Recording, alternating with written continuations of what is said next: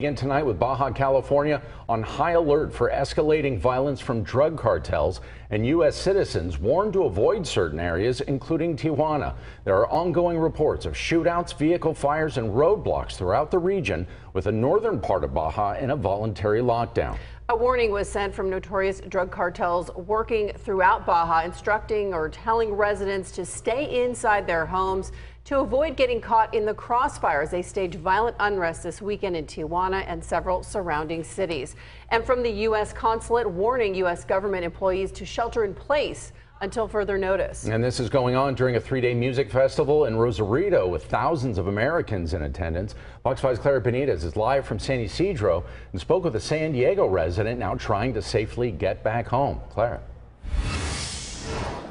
Well, Misha and Jason, many of those San Diegans who cross into Tijuana every other weekend, well, they didn't even know about this threat until they had already crossed and started seeing those cars on fire, major police presence in those roadblocks. Now the U.S. consulate is advising U.S. citizens to avoid the area and notify their friends and family about their safety.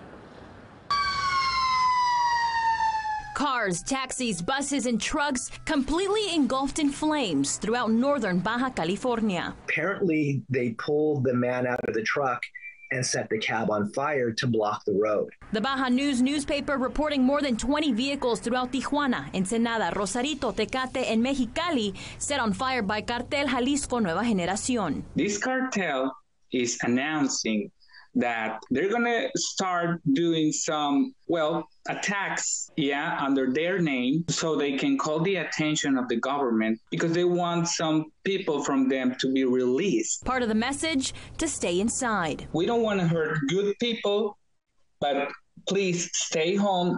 They say that. Stay home, and we just want the government to do what we want. The Mexican government advising residents to stay home after the threat, and the U.S. government advising the same, telling Americans to avoid the area, and if in the area, seek secure shelter. Be aware of your surroundings and notify friends and family of your safety. You might hear about this, once in a great while.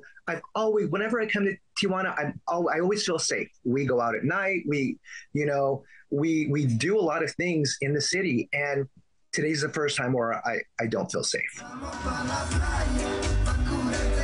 And the threats come just as one of the biggest reggaeton music festivals, Beach Baja Fest, is underway in Rosarito. Organizers sending out this message, acknowledging the events and advising guests to look out for their friends and call local authorities if they see anything. In the meantime, as some San Diegans try to find a safe way home. We're just trying to plot that out right now. I'm not quite sure what to do, and then I have to leave him behind because he's not eligible to cross the border right now, which that makes me scared. Baja California governor met with all of the mayors of those affected cities. They even mentioned that they were talking to the Mexican president. Now, they did send more reinforcement, so the Mexican National Guard has made its way to Baja California to essentially maintain the peace this weekend. Reporting live here from the U.S.-Mexico border, Clara Benitez, Fox 5 News. All right, Clara, thank you. This is obviously a developing story. Are you getting any updates on the number of blockades or vehicles destroyed?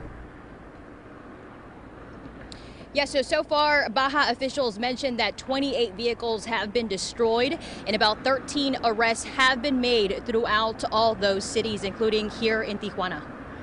And Claire, did the people that you interviewed, did they talk about what it was like being on the streets and being forced to shelter in place there? I mean, is there, security and guards, police everywhere now? So they did mention that it was a ghost town in Tijuana last night. Nobody was out. Today might be a little bit different now that there is some more reinforcement. We do see people coming through and going to Mexico from this pedestrian bridge. So some people might not be scared and just kind of want to go with their regular daily weekend and Saturday. All right, Clara Benitez live for us along the border. We really appreciate your coverage. We'll check in with you a little bit later.